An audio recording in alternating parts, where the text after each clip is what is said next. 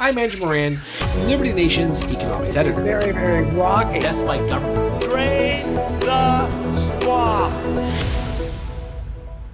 Hello and welcome to another installment of Liberty Nation's Swamponomics videocast. I'm Andrew Moran, Liberty Nation's economics editor.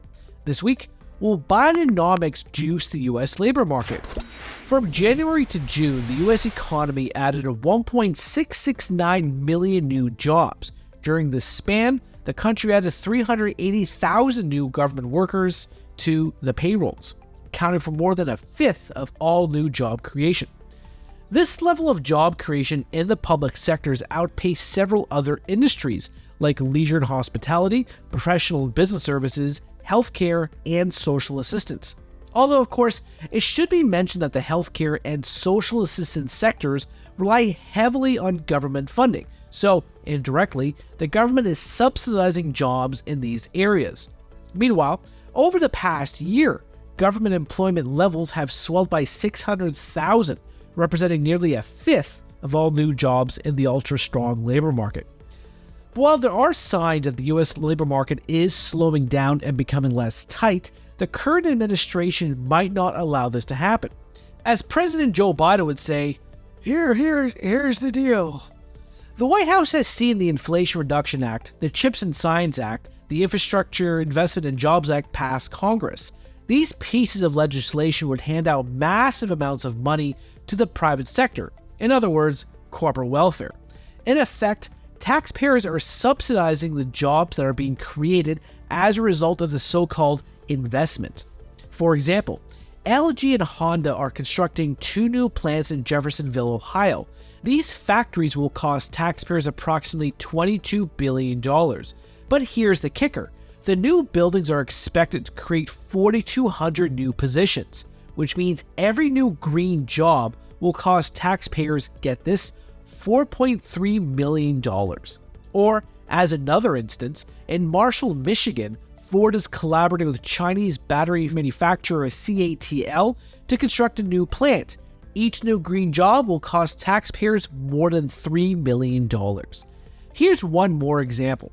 General Motors is building a battery plant with LG in Spring Hill, Tennessee, and each new job will cost taxpayers $7.7 million. Put simply, not only is the size of the government growing by adding hundreds of thousands of new workers, but the government is also shipping taxpayer dollars to the private sector and subsidizing these new jobs.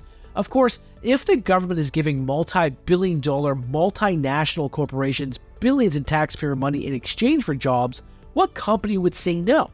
In other words, the state is distorting the marketplace and indirectly fudging the numbers and cooking the books. This is not a hidden secret either.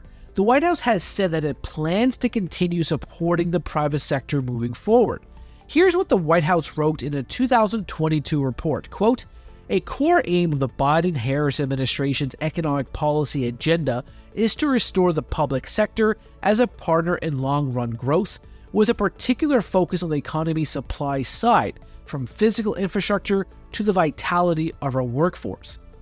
In the end, President Joe Biden and his team will mask the weaknesses ubiquitous throughout the economy by providing billion-dollar handouts to wealthy corporations. The same ones, mind you, that the president demands that they pay their fair share. Make it make sense. That's it for me this week. Please read my full Swamponomics column on the pages of LibertyNation.com, where I discuss the second quarter GDP report, rice, and gasoline prices.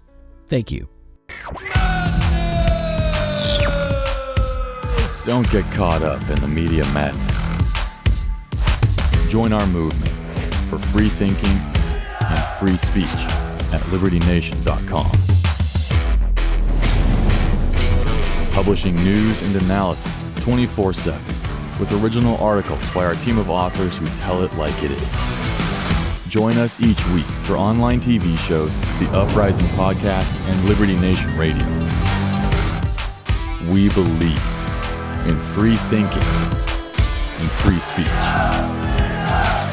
We are LibertyNation.com. I'm Andrew Moran, Liberty Nation's economics editor. Very, very rocky. Death by government. Drain the swamp. Swamp.